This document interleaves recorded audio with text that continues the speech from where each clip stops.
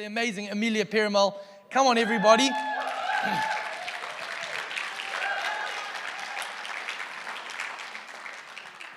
Amelia, one of three girls, daughter to Reggie and Vani, just the amazing Perumal family, who's such a blessing to our church and to our city.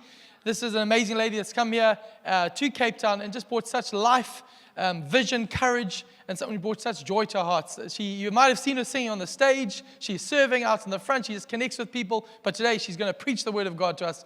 Everybody, this is Amelia Perumal. Thanks, Gabe. Okay, so I wouldn't consider myself a gardener. But when you're 40 and single, you develop some very interesting hobbies. And so I decided to hop on this trend that's been going around where people just take ordinary stuff that's been lying in their fridge and they miraculously grow something else out of it. And so I found a packet of very dead chilies in my fridge, and I decided to harvest those seeds carefully, put them in some cotton wool, and put it in a humid environment. And every day I would watch it, check what's happening. Is it moving? Is it living? Did I kill it? And miraculously, a few days later, sprouts and roots start to show. And I'm like, wow, look what I did. I mean, it was dead, and now something is alive.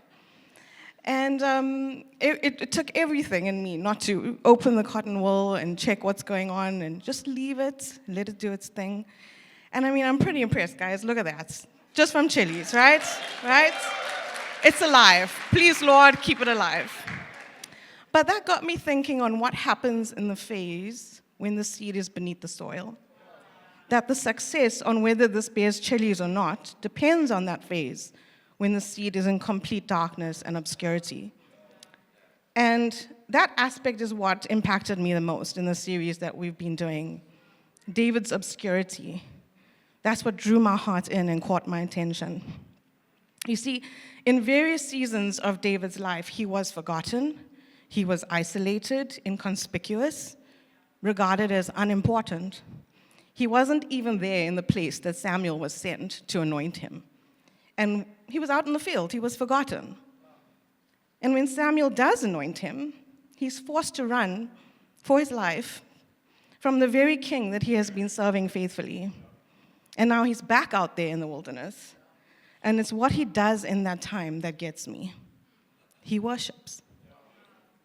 A large part of the Psalms are written by David, and a lot of those Psalms are written while he's on the run, while he's cowering in the wilderness. And it's in the hidden place of obscurity that he builds intimacy with God.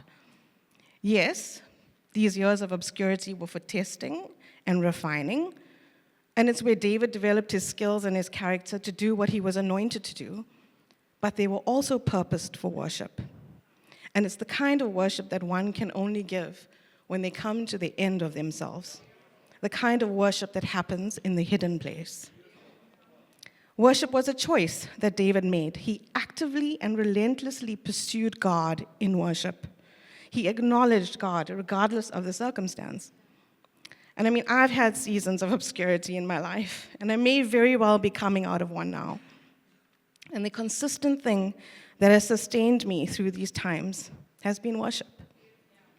And I'm not talking just about corporate worship, because yes, we've experienced it even this morning, the beauty of it, that happens when we all gather together and we're singing the same song. I'm talking about one-on-one time with God, away from the eyes and the ears of the world. When you cry out to God in desperation, when you reach out for Him through song and through prayer, it's the praise and worship of God that pushes us from a place of hopelessness to a place of hope, where we train ourselves to depend more on God, and it attracts the manifest presence of God. The very atmosphere in the room changes when we lift our thoughts and our voices from ourselves and we choose to adorn God with praise. We physically and emotionally feel different. Just think about that for a second, the impact that it has on ourselves, not just what it does when we glorify God in the heavenlies and the transformation that is happening in there. That's a whole other preach. But what happens to us physically when we worship God?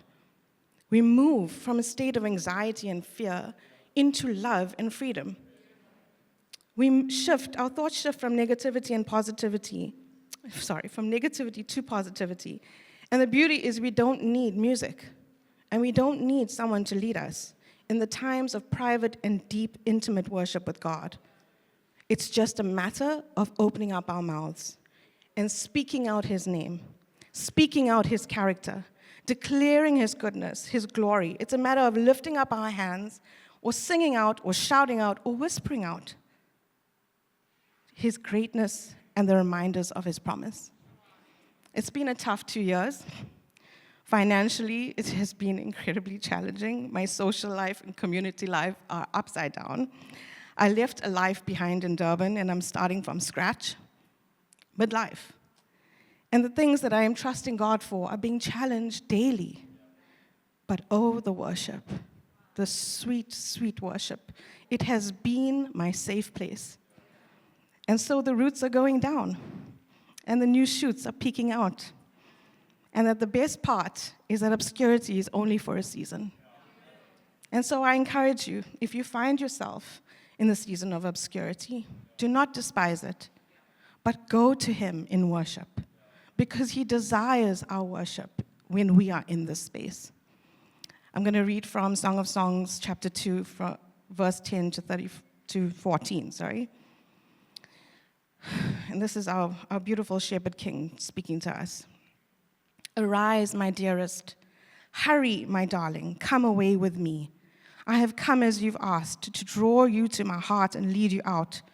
For now is the time, my beautiful one. The season has changed. The bondage of your barren winter has ended, and the season of hiding is over and gone. The rains have soaked the earth and left it bright with blossoming flowers.